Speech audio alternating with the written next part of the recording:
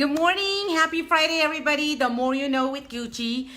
So yeah, I'm 48 now, and I want to thank everybody for the birthday wishes. And I got a new hair dryer. I'm telling you, tiny little things that make a difference in life.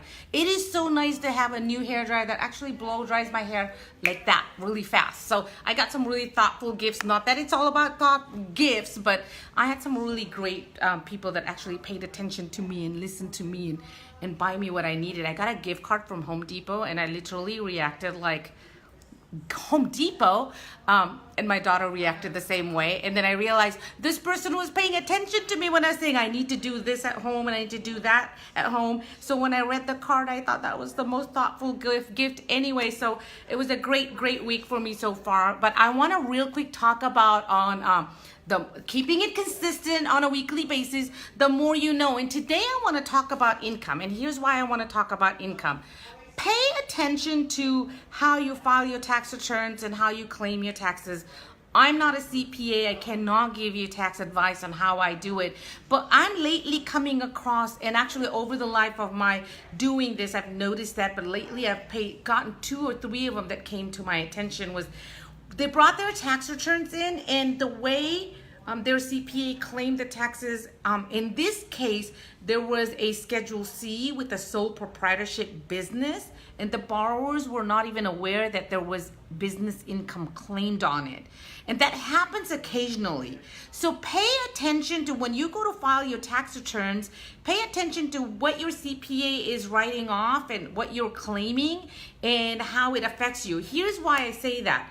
And I always tell people, and when I'm talking to my borrowers, I'm asking them, what is your short-term goal? What is your long-term goal? And I think that's what we need to ask everybody. What are your goals? And here's why I want to know what your long-term goal is.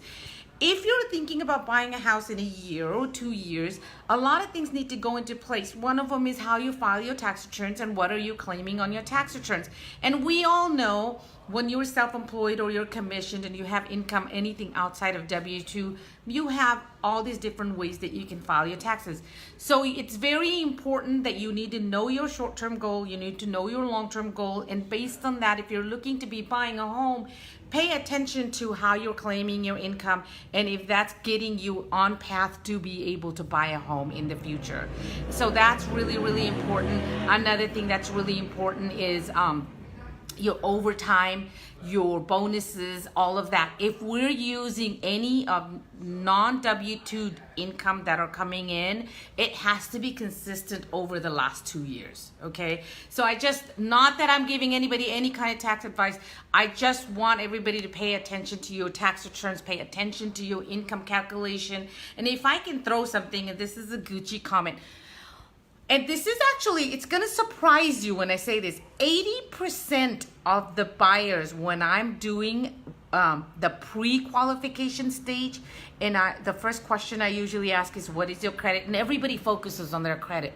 My FICO score is this, great. And I commend and I congratulate everybody that keeps their score really high and pays attention to it. But 2 things, when you're looking at Credit Karma, don't use Credit Karma. Credit Karma does not match up to the credit reports that we pull, okay? Usually is not the same. 2, when you do Credit Karma, it alerts everybody else, and that's when you start getting all those telemarketing calls. So you're actually now going to be annoyed because you're getting all these telemarketing calls because you did a review on your Credit Karma. So don't follow that. So the questions I usually ask is, what is your credit score? But the next question I usually ask is, how much money do you make? What is your gross monthly income or gross annual income? 80% of my clients are not able to tell me on command. And here's my question. If you don't know how much money you're making, and the next question usually is, what are your monthly debts, your car payments, your credit cards? That's also a question that a lot of people aren't able to answer. If you don't know what your monthly income is, and if you don't know what your monthly debt is, then how are you managing? You should know on top of your head, I make $5,000 a month, my debts are $2,000 a month, I have $3,000 left after everything's said and done with, and I have $10,000 in my savings account, and I have $50,000 in my 401k. Those are the answers we are looking for as loan officers. You would be my perfect client if you did that. But anyway, so as we talk to you out there, know your information, If you know what your income is, if you know what your assets are, then you know what your future entails and what you can afford, what you can't afford, and where you're going. So that's the more you know for this week.